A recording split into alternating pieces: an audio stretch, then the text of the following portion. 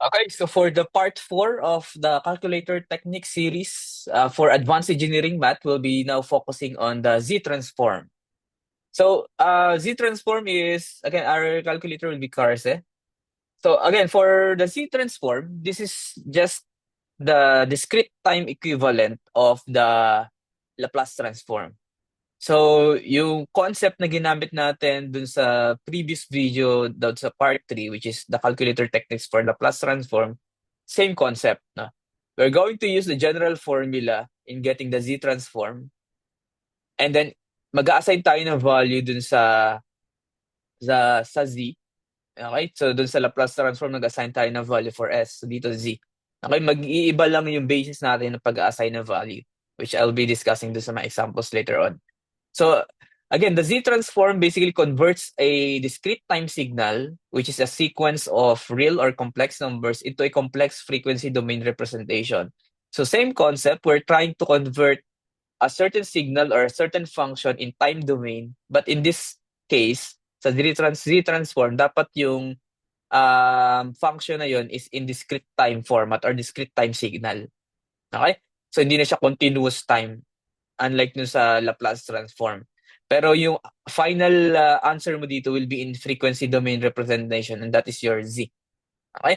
So we have bilateral or two-sided Z transform kapag yung limits natin is from negative infinity to positive infinity.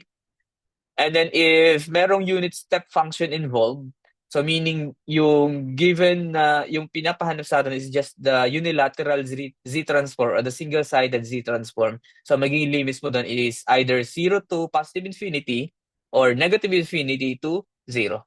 Right? So let's start by giving the first example for Z transform. Okay, so again, balikan lang natin itong formula kasi itong dalawa na to, itong dalawang formula na to, gagamitin natin to dun sa pagkuha ng Z-transform using our calculators. Right? Gagamitin na, instead ng integral, ang gagamitin na natin is summation. Okay. So example number 1. So we have a given function, f of n, which is equal to n squared u of n.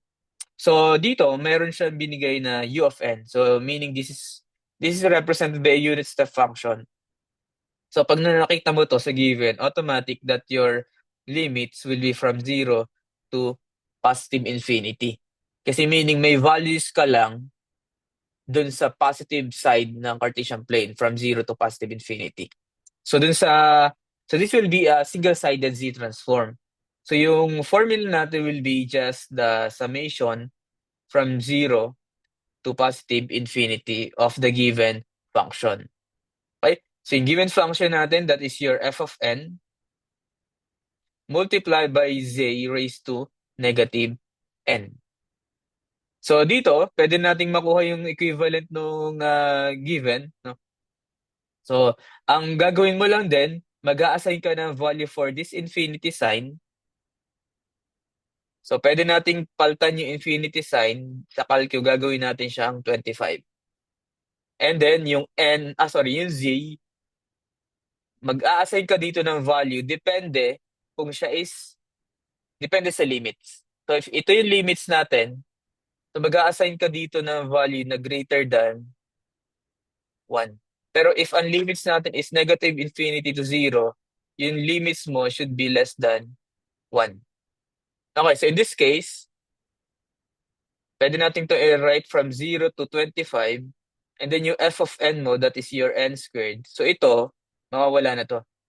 Kasi pinapakita lang naman yan na may values siya from 0 to 1. So para may multiplier ka dito na 1, pwede nating disregard yan. So 0 to 25, and then matiter is n squared multiplied by, so yung z, pwede tayong mag-assign ng 5. Okay?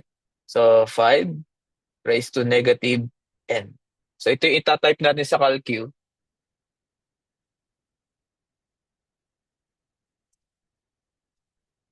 So we have here n squared. Yung n will be x multiplied by 5 raised to negative x. Oops. And then limits mo will be from 0 to 25. So press equal, makukuha ang sagot, 15/32, store to A, and then evaluate natin yung choices isa-isa by replacing the variable z nung value na inassign mo kanina. Since kanina nag-assign tayo ng z equal to 5, so papalitan natin tong bawat choices ng z equal to 5. So kung alin dun yung magmamatch, oops. Okay, kung alin yung magmamatch, that will be your answer. So let's start with letter A.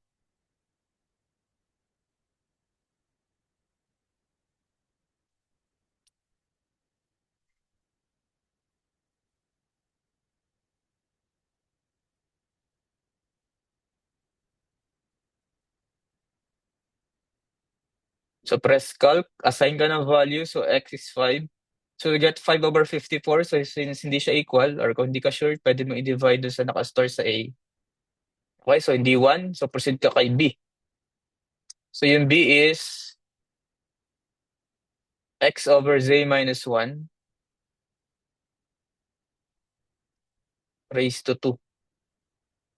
So ito, may ilan 2. So press calc. So z is 5. Divide natin sa nakastore sa A. So hindi pa rin equal to 1. So proceed ka sa letter C.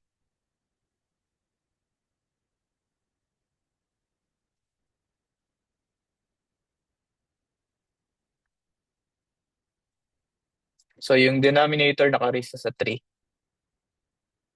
So press calc. Okay, so 15/32, I think ito yung sagot. Divide sa A. Okay, so you'll get exactly 1. So meaning your answer here will be letter C. Okay? Okay, another example. So same concept, no? Different format lang ulit yung binigay.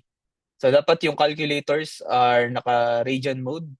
Pero same formula yung gagamitin natin.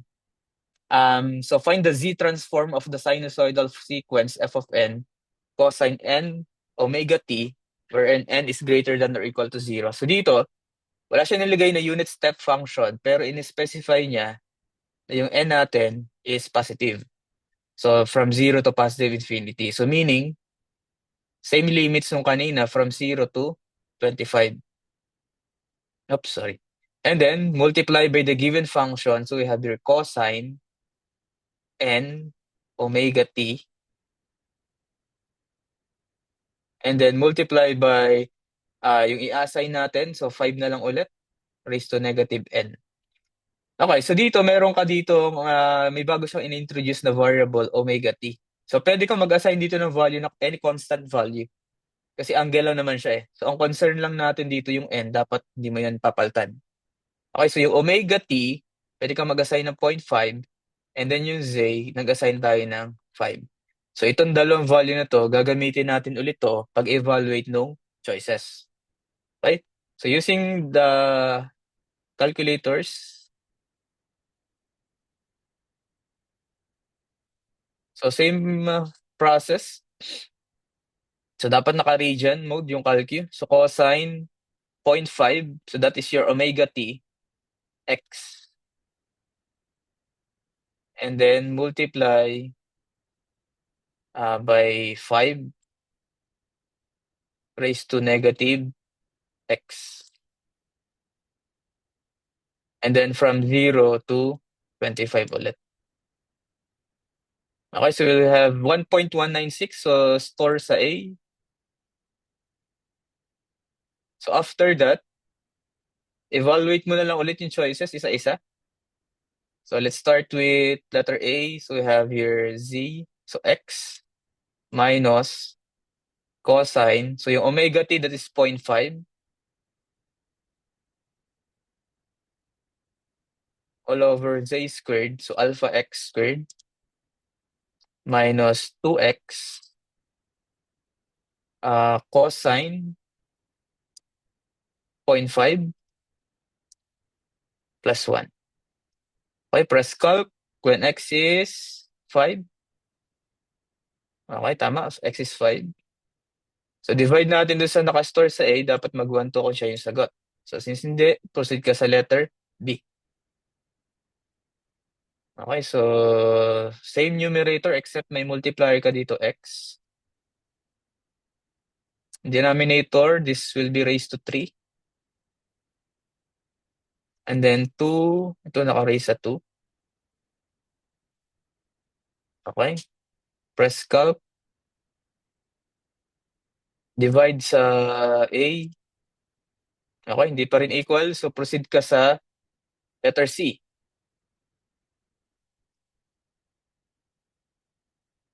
Okay, so this will be x squared minus 2z cosine 0.5 plus 1. Press calc. Okay, divide A. Okay, so nakuha natin yung exactly 1. So meaning your answer here will be letter C. Okay, so basically same concept. Ang difference lang nito sa first example is nag-introduce tayo ng another variable, the omega t. So since constant value, pwede ka mag-assign ng any constant value. So dito ang ginamit natin, 0.5. So pwede 0.3. Okay, so as long as yung calculus mo naka-radian mode. Okay yan. Okay, so what if inverse z transform yung hinahanap? So similar dun sa Laplace transform, kukunin mo ulit yung equivalent z transform ng choices and then i-evaluate lang natin yung given. So pwede ulit tayo mag-assign na since pag check natin yung mga choices, may mga unit step function ka dyan. So tulad-tulad sila na. So meaning, yung limits mo will still be positive values. Kaya yung z, pwede ka pa rin mag-assign dito ng 5. So first, evaluate natin tong given. Papalitan natin yung z ng 5. Then store natin yung value niya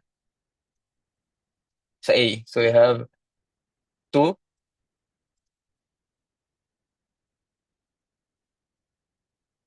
over z squared minus 1.5z plus 0.5. So press calc. Since z is 5, so may makukuha tayong 55 over 18. So store sa A. And then, gamitin ulit natin yung formula para sa bawat choice dito. So, summation. So same limit, 0 to 25. So yung first one is 6 multiplied by 0.5n. Okay, so 6 multiply by 0.5 raised to x. Minus 4. And then, yung entire term na yun, naka-multiply sa z raised to negative n. So, z is 5 raised to negative x. So, ang limits mo, 0 to 25. So, press equal, we'll get 5/3. Divide dun sa nakuha natin kanina. Okay, hindi equal. So, proceed ka sa letter B. So, 6. So, ito mawawala. Minus 4. And then, may multiplier ka dito. 0.5 raised to x.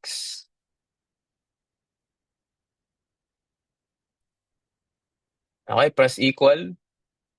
Divide A.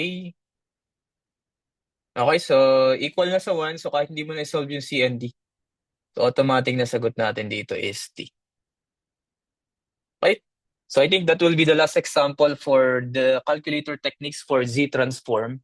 So again, if na-familiarize ka kung paano gamitin yung calculus sa pag-solve ng Laplace transform, so same concept lang pagdating sa Z transform except dito, hindi na integral yung ginagamit natin but the summation format. And yung ina-assign na nating value for the infinity will be 25. And sa z is iba na yung basis ng pag-assign ng value. Nakadepende na dun sa kung limits is positive or negative. So if limits are 0 to positive infinity, so positive value yung ina-assign natin, usually 5. Pero if ang limits natin is negative, infinity to 0, so ina-assign natin na is negative value for z. So that will be all. Thank you.